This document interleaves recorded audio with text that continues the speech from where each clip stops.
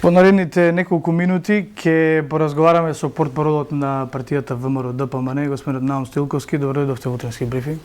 Добро утро, Чаловски. Драго ми е што повторно сум гостин кај тебе во утренскиот брифинг. Причината за која што разговараме денеска е оној најавен протест на 80 јуни, голем протест на ВМРО ДПМН. Всушност, причината зашто ја викнав е да ја разбереме позицијата од која што ВМРО ДПМН тргнува во еден таков голем протест. Најавен е за 80 јуни.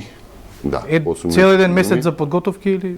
Цел еден месец кој ќе биде проследен со други активности кои што ќе бидат во рамки како продолжение на оваа активна блокада на собранието, оној активен отпор на ВМРО ДПМН и на опозицијата кон овие катастрофални штетни политики зафати на оваа власт после 5 години порази.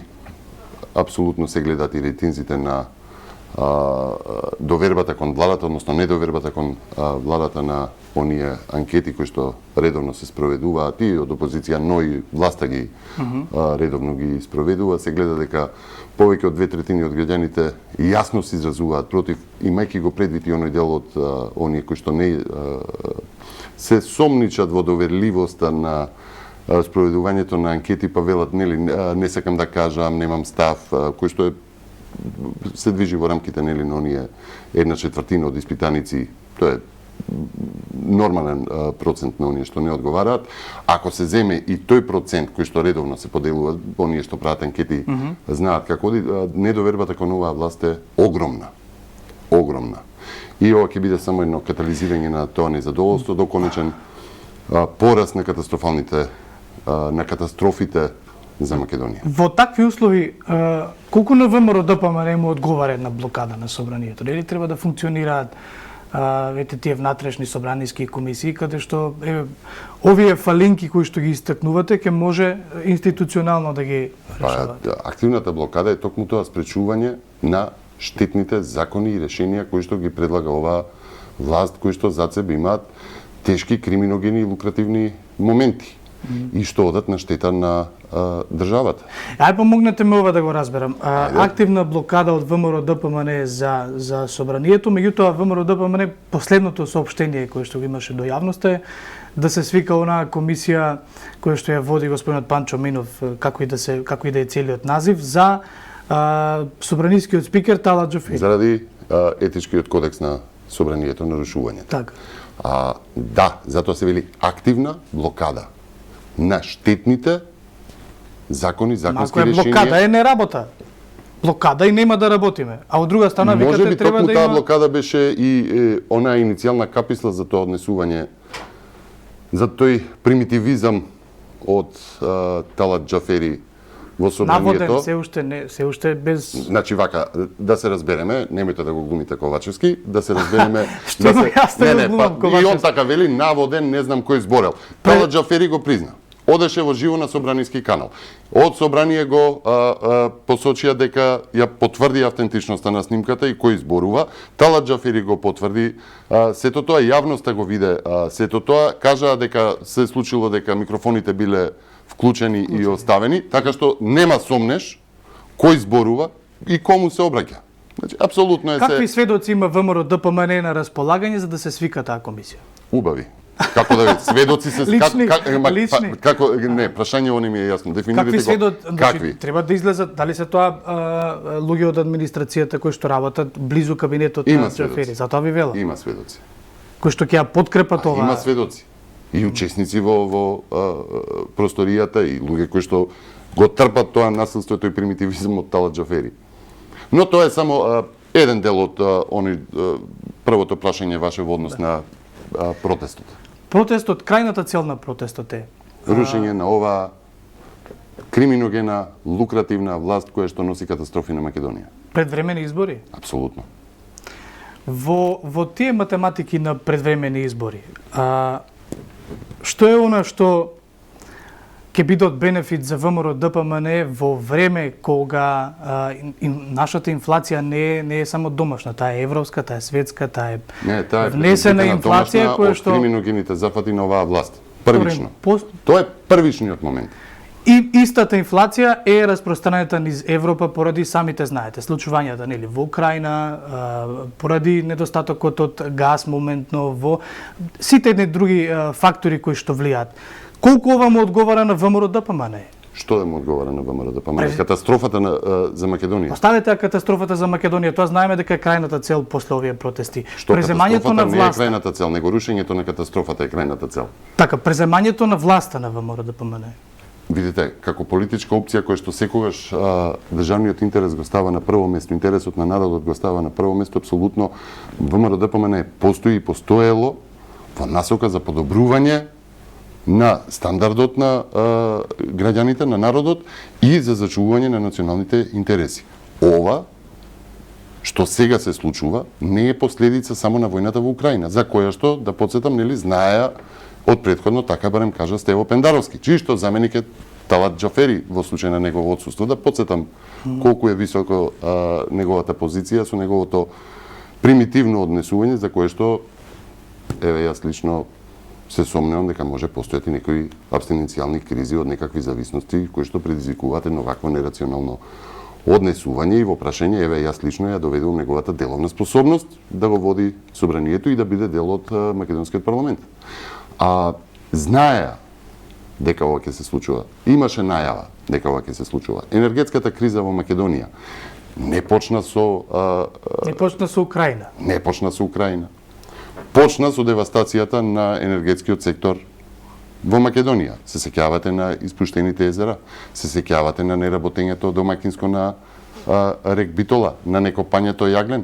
Се сеќавате на оние камиони на фамилијата што кружија за кои што велевме. Се сеќавате на оние протести за струјата што ги правевме. Сето тоа се сеќавате на оние моменти за време на здравствената криза. Исто посочувавме дека ќе дојде до ова. Исто цело време посочувавме до и до кој момент дојдовме дека во ноември кога се изготвувал буџетот за оваа година, учествувал и Димитар Ковачевски од позиција заменик министер за финансии. Во декември доаѓа нели како премиер и веднаш сваќа дека му фали 1/4 од буџетот кој што го потпишал и одобрил еден месец предходно. Не е тоа криза заради Украина или нешто што дошло како гром од ведро небо. Ова се наследени проблеми. Ова е 5-годишна катастрофа која што ја предизвикуваат врз државата, врз националните интереси и заштитата на стандардот на граѓаните е исто национален интерес. Добро, ви ги слушам аргументите. Дали се во ваша полза или не се, имате гласачко тело кое што ќе одлучи за сето ова. Ја ве прашував внатре во партијата. Ако ги знаете дека капацитетите се вака девастирани како што велите вие. Да. За партијата тоа не е. Дали се сеќавате дека ВМРО ДПМН понуди рака до Ковачевски и рече: ајде да седнеме. Еве ви тимови што ќе помогнат да се излезе од кризата, за полесно да се надминат. Дали беше таа рака прифатена? Со услов предвремени избори. Нешто што го одби. Со услов да се разговара и за тоа. Нешто што го одби, што рече во моментов не треба предвремени избори. Одбива воопшто средба со опозицијата. Исклучена е опозицијата и покрај сите негови наводни демократски најави дека ќе има комуникација редовна со опозицијата. Нема никаков. А што е страшно да се разговара? Да се разговара. Предвремени избори. Да се разговара. Еве ви тимови. Разговарате во собранието, да се разговара во комисиите. Со кого разговара во собранието? Со Талат Џафери, со пратениците можност за неспособност деловна за да го води парламентот, со кого? Не разговарате внатре со пратениците од владеачкото мнозинство, тие кои што носат закони, кои што управуваат. Тоа е една машинерија која што се разговара институционално, се разговара. Која што не размислува и гласа само закони кои што стигаат од владата вакви или онакви. И ако се направи притисок од јавноста врз законот, тогаш законот не поминува како оној за граѓанска одговорност, ако ви текнува од Тупанчевски и Бојан Маричич, претходно нели подготвуван. Така, каде што сака да се суди за мислење. Што очекувате на овој голем протест на 18-ти? Очекувам тука дали излегувате тотално сами или излегувате со коалицијски партнери со? Значи, ВМРО ДПМН најави протест како резултат на низа од активности кои што започнаа со активната блокада во парламентот. Да народот види што точно се случува во парламентот, да народот ја види, добие целосна слика за она што се случува со оваа власт, каква катастрофа предизвикува во државата. Во меѓувреме ќе има и други активности. Граѓаните го бараат тоа. Какви? Граѓаните бараат активности. Да живееме во демократско општество, можеби и би ги најавил. Што значи ова? Што значи ова? Ова значи дека може да има реакција некоја која што Па да ќе биде малку поекстремна, Па да речеме, еве последно беше повикана новинарка од порталот Сакам да кажам, добро, затоа што Сонја Делевска од ова сега. Ова е работа која што треба да ја разговара. Дали е тоа демократски? Дали е тоа воопшто не. Дали е демократски? Воопшто не. Дали судскиот прогон и обвинителскиот прогон против Горан Момировски е дел од прогон врз некој што размислува поинаку? Кога се колегите во прашање ќе застанам секогаш позади нив. Дали е демократски момент тоа? Воопшто не е. Зборувам дека таквите случаеви не треба да се политизираат. Во моментов барем реакцијата на ВМРО ДПМН и за Делевска и за Момировски нема да донесе ништо повеќе. Како нема да донесе? Нема да донесе ништо повеќе. Тоа е случај кој што треба новинарите сами да се да исчезне од видеокругот на јавноста. Не туку не треба да се политизира. Видете, Чаловски, последното гостување кај вас ми беше некаде, мислам, на 7 декември. Побарав одговорност, тоа беше 13-тиот ден од запалениот автобус кој што криминално поминал државна граница. Така? Тогаш побарав одговорност и реков 13 дена не се бара, нема никаква одговорност, нема ништо од истрагата. Побаравте и за болницата во Тетово? Не. Тогаш рековте, дали сметате дека е рано? 13-тиот ден, пред 2 недели, тогаш се вратив на моментот на модуларната. Така? 60 луѓе изгореа за 3 месеци. Живи изгореа. Резултат на криминал и корупција. Дали има резултати воопшто истрага за автобусот? Како тоа заврши? Дали државен службеник, оној Пивоваров, посочи дека граѓаните се виновни затоа што пред да влезат во автобус не побарале лиценца? Тоа е институционалниот одговор до сега. Дали има некаков институционален одговор за модуларната болница? Има изјава за болницата има изјава, да. Каква изјава? Кој што вели дека нема не најдовме ништо конкретно. Не се духови во прашање, туку ќе има одговорност, има осомничени лица. Кога? Тоа треба институциите да го кажат. Треба институциите да го кажат, нека поминуше некој период. Не, јас сум со вас за тоа. Треба одговорност да има јас зборувам и за јавноста, не само директно. Од некаде средината на јануари пристигнате оној документ од германската служба која што беше повикана на помош за модуларната болница во. Од тогаш рекоа дека треба да се преведе затоа што има стручни изрази во нејзе. Се работи за извештај од 7 страници. Знаете кој месец сме? Еве го средината на мај. 7 страници. Се уште не се преведени. Да. Се уште не се преведени. Уште ќе зборуваме дека живееме во демократско општество каде што треба да оставиме институциите да работат сами по себе. И дека демократијата цвета во Македонија и дека може слободно да најавиш своји активности. Демократијата не цвета во Македонија, не цветала 30 години, не само сега. Чисто се сомневам, посакувам да цвета, да цвета во наредниот период. Во моменти сме кога националната катастрофа од властови 5 години ја доведе Македонија до работ на она што се вели европски интеграции. Неспособноста, брзоплетоста, непромисленоста, како сакате наречете ја? Намерно, ненамерно. Зборуваме за европски интеграции или особено зборувате за спорот со Бугарија? А тоа се различни работи. Не, ве прашувам за што конкретно мислите? Јас зборам дека европските интеграции се закочени заради брзоплетоста, заради можеби намерна, ненамерна или какви и да е, но е катастрофа предизвикана од оваа власт на СДСМ-дуи. Зборам за договорот со Бугарија, кој што нели ги реши сите, ги надмина сите отворени прашања на Македонија. Така? А сега да слушам вас и са нивниот аргумент. Не, имаше датум. Ние таков проблем наследив, никој не го решаваше. Вака сега. Имаше датум нели добиен од 2018 година. Македонија доби датум за почеток на преговори. 2020 година. Во предизборие. Оливер Спасовски, 6 години министер за внатрешни работи, технички премиер, пред парламентарните избори 2020 година. Во март излегува и вели: започнуваат преговорите со Европската Унија. И таа мантра предизборно од технички премиер тече, лага, злоупотреба. Добро, трае, Тече 3 господин месеци. Стоилковски, ве молам сега. Знам дека ќе се навратите на тоа колку пати сме добиле покана за потпочнување на преговорите. Не покана. Дозволите ми датум сме добиле, во ред, датум не сме датум, добиле, ќе сме трае. почнале преговори. Сме почнале преговори, во ред. Не е во ред, ќе биде добро, ама не е во ред. Нема, разбирам позицијата од која што го говорите ова. Ќе ве замолам за 10 секунди. Кај е Денес микрофонот? од Брисел ни пристигна убава и долго очекувана вест. Да. Република Северна Македонија ги започнува преговорите за членство во Европската Унија. И ќе почекаме да ги почнеме преговори. Не. Јасно. Започнува преговори за членство во Европската Унија. Тама ние како општество ќе почекаме во ред. 24 март 2020 година. Во ред ќе почекаме. 2020 година. Март. 2 години и 2 месеци понатаму, ние пак сега тука датум има, нема виновници, овој бил, оној бил. Еве оваа снимка можете на овој протестот повторно да ја пуштите. Оваа снимка стои на владиниот канал, официјален на YouTube. Тоа е пресконференција, тоа е Оваа снимка со се јавна работа. со се транскрипт на целата стои на Министерството за надворешни работи со се видео. Зад оваа снимка и овој говор, оваа лага од Оливер Спасовски и СДСМ, стои Бујар Османи, кој што е дел од пресконференцијата, и Никола Димитров, тогаш министер за надворешни работи на Македонија.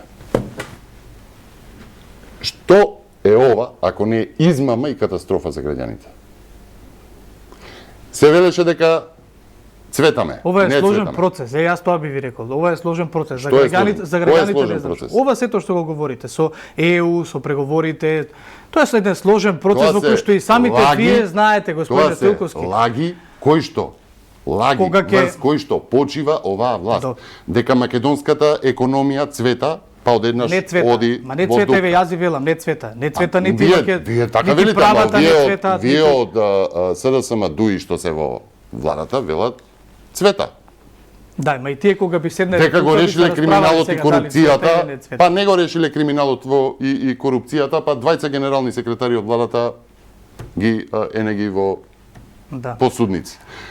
Па имаме еден куп други министри кои што искористиле позиции, па има и лаги и воопшто никој не одговара.